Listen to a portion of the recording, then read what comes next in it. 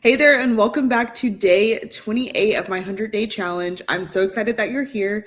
If you're new to my channel, my name is Dayana, and I help female founders to be able to build high-performing teams as well as automating their systems and processes. So let's get into it. Today, we're going to be talking about the number one thing that's holding back women-owned businesses. And you might think that it's talent or passion or even resources, but that's actually not it at all.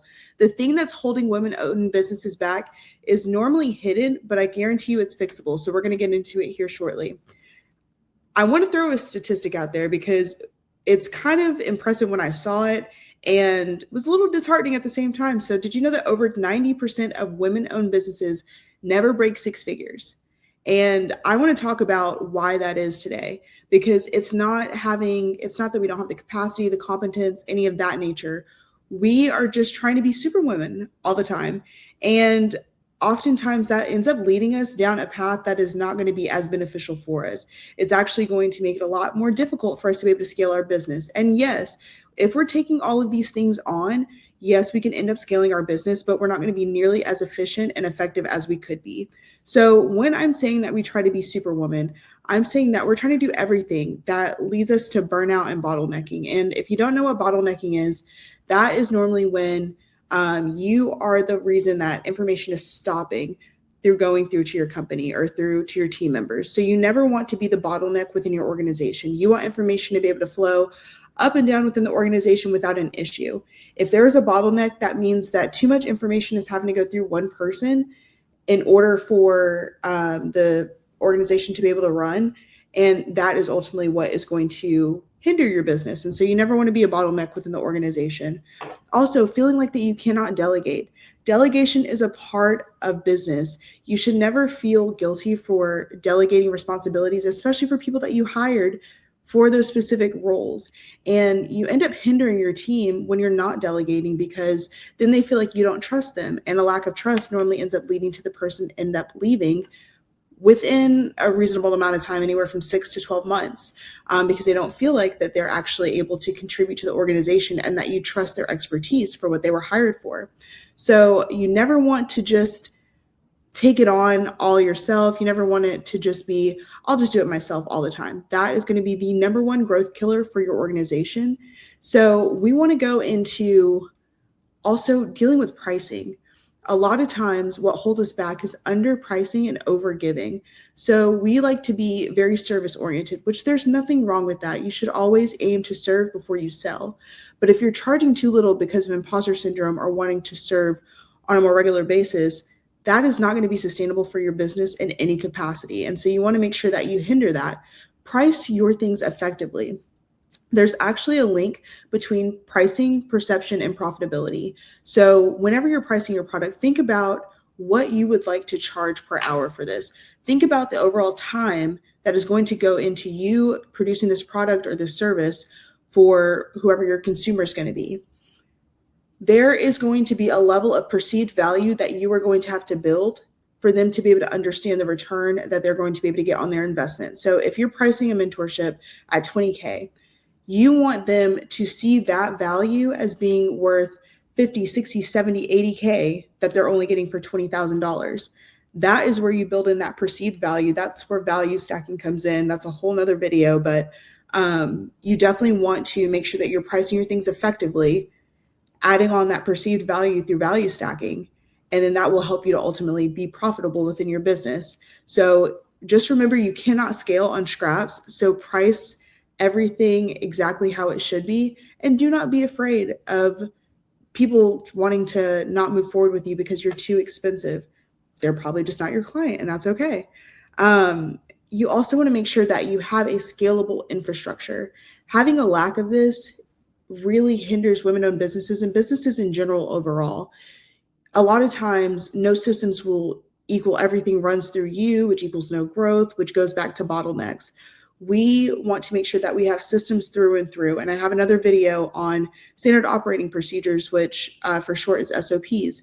You want to make sure that you have SOPs throughout your organization so that everything can move and work effectively. Another thing is looking at tasks that are often being repeated, losing leads, if you're always behind. Those are things that are key indicators that your systems might not be as efficient as they possibly can be. And that's when we would want to go into adding in some automations, adding in those SOPs to make sure everyone has clear roles and responsibilities. So that way there's no overlap within the organization on tasks.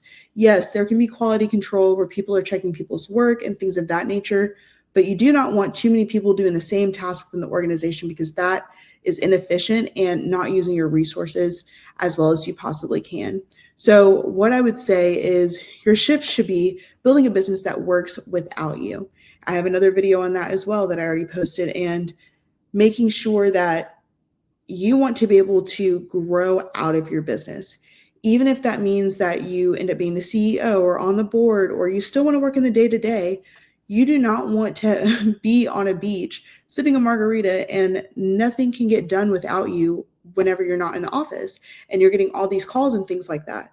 You want to be able to leave, go on vacation, trust the team that you have in place, that you've put there for a reason, have the standard operating procedures in the company culture to where everyone can flourish and has the authority that they need whenever you're out of the office. That is the number one growth killer, is a business not being able to run without you. That's the last thing you would want, because that means that if the business cannot run without you, it is ultimately not scalable at that time.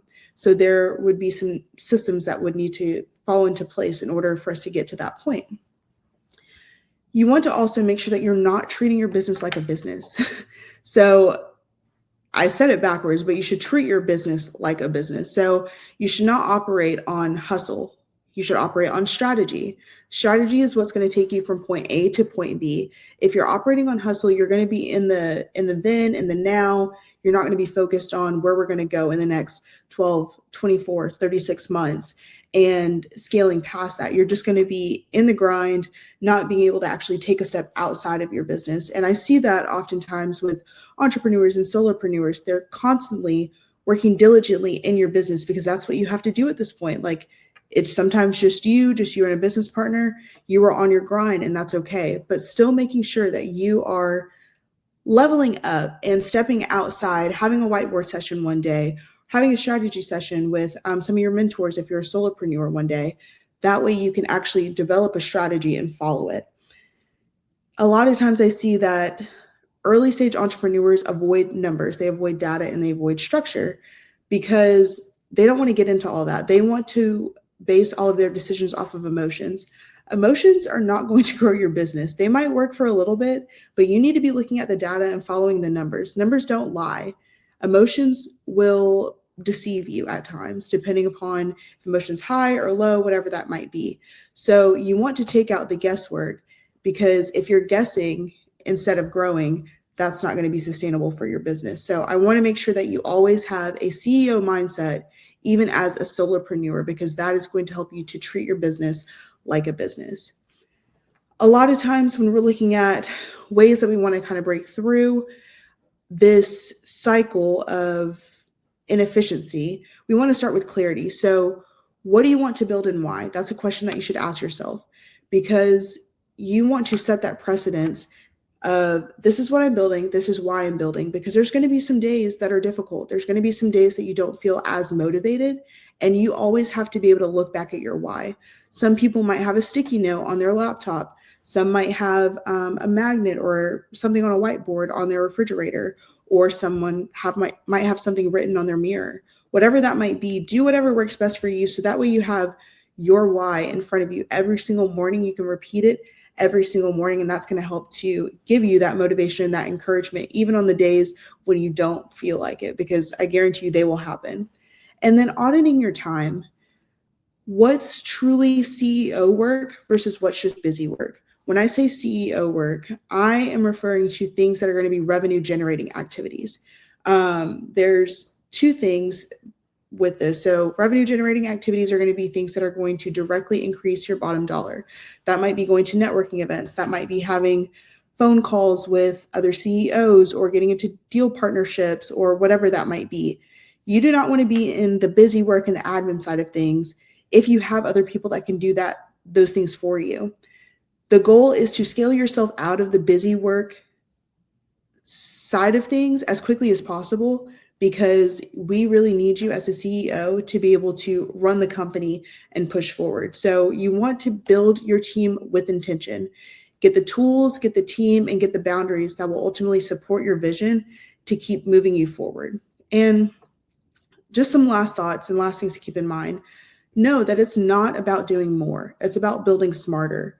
And so I want to be able to help any and everybody who is trying to scale their business to be able to do this efficiently and effectively, because that is going to help you to scale faster and to be able to get your ROI on whatever it is that you invested in a lot sooner rather than later. So if you felt like this was helpful, please feel free to subscribe to my channel, and I will see you all tomorrow.